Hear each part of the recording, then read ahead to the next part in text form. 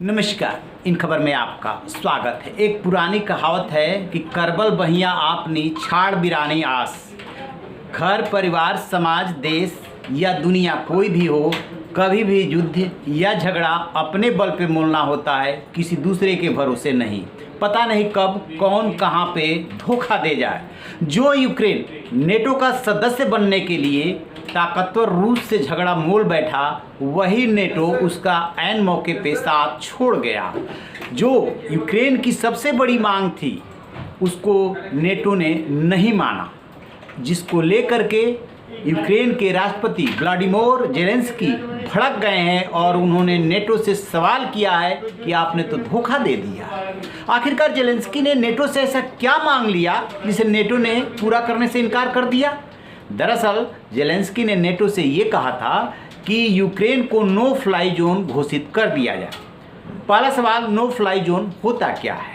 आपने देखा होगा कि जब अपने देश में आज़ादी यानी स्वतंत्रता दिवस 15 अगस्त को मनाया जाता है, रिपब्लिक डे मनाया जाता है, तब एक एरिया विशेष को नो फ्लाई जोन घोषित कर दिया जाता है। सुरक्षा के लिहाज से न कोई जहाज़, न कोई हेलीकॉप्टर, न कोई लड़ाकू विमान उस समय नहीं उड़ सकता, उस टाइम निर्धारित कर दिया जाता है। ठीक इसी तरीके से यूक्रेन ये चाह रहा था कि नेटो, जिसकी की अगुवाई अमेरिका करता है, वो जो है यूक्रेन को नो फ्लाई जोन घोषित कर दे। फिर इसका रिजल्ट क्या होता? नो फ्लाई जोन घोषित होते ही उसके ऊपर से कोई जेट, कोई वायुयान या कोई हेलीकॉप्टर नहीं उड़ता। फिर रसिया कैसे हमला करता? तो इसी को रोकने के लिए ऐसा चाह रहा था यूक्रेन। लेकिन नेटो क्यों डर गया, क्यों पीछे हट गया? नेटो का ये मानना है कि जैसे ही हम नो फ्लाई जोन घोषित करेंगे, उसको लागू कराने के लिए नेटो की सेना को, वायुसेना को आगे आना होगा।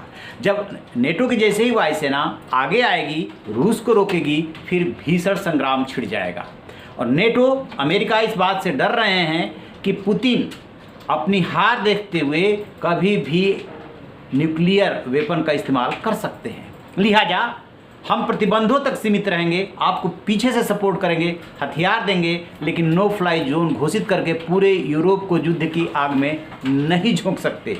ये है नेटो का स्टैंड। लेकिन ज़ेलेंस्की का स्टैंड है कि हम तो आपके साथ जुड़ रहे थे, आपके संगठन में आ रहे थे, और आपने ही ऐन मौके पे मुझे धोखा दे दिया। इसका मतलब कि रूस को आपने ग्रीन सिग्नल दे दिया।